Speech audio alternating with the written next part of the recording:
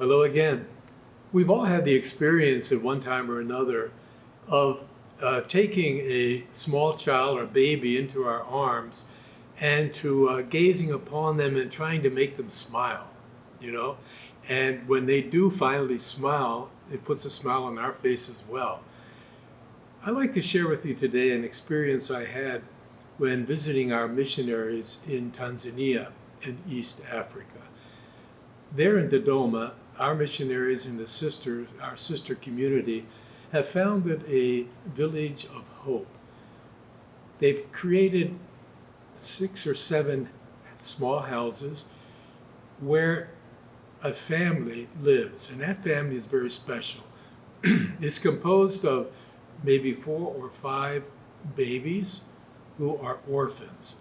Both their parents have died of AIDS. And so there is a couple who volunteers to live in that house and to create a family atmosphere for these 4 or 5 children under their care.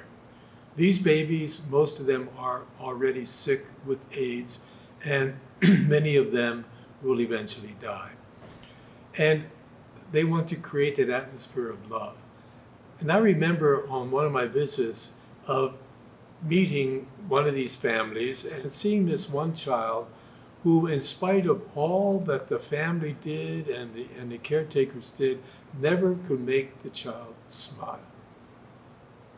On a later visit to the village, I was informed that that child had gone to the hospital and now was very gravely ill.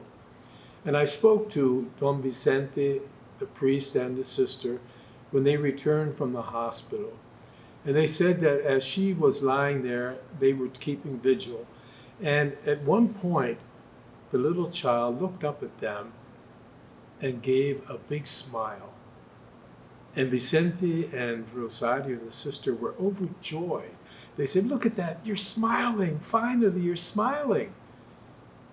And then she closed her eyes and died. I would like to think that at that moment, that little child, when she looked up at Vicente and Rosario, was saying, "Thank you. I know how much you love me. I know all you did to care for me. I want to say thank you." Or perhaps she opened her eyes and saw the face of God as God welcomed her into his loving embrace. All of us are called to bring joy to others.